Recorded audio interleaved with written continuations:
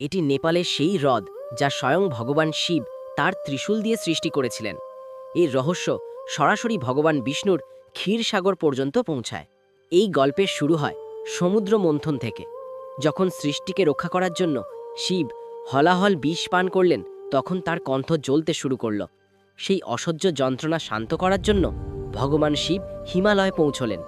সেখানে তিনি তার ত্রিশূল দিয়ে একটি পাথর ভাঙলেন এবং তা থেকে বেরিয়ে আসা জলধারা একটি পবিত্র হ্রদের সৃষ্টি করল, যা আজ আমরা নেপালের গোসাইকুণ্ড নামে জানি। শিব এই শীতল জল পান করে তার যন্ত্রণা শান্ত করেছিলেন। কিন্তু থামুন, এই হ্রদের রহস্য এখানেই শেষ হয় না।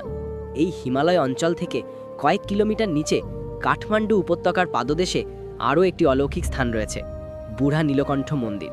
এখানে জলের মাঝখানে 5 মিটার দীর্ঘ একটিমাত্র কালো পাথর থেকে খোদাই করা ভগবান বিষ্ণুর এক অপূর্ব মূর্তি রয়েছে, যিনি শেষনাগের শয্যায় শয়ন করে আছেন। এবং এখন সেই রহস্য যা এই দুটি স্থানকে যুক্ত করে। স্থানীয় বিশ্বাস হলো যে গোসাইকুণ্ডের জল ভূগর্ভস্থভাবে সরাসরি বুড়া নীলকণ্ঠের এই জলাশয় পর্যন্ত আসে।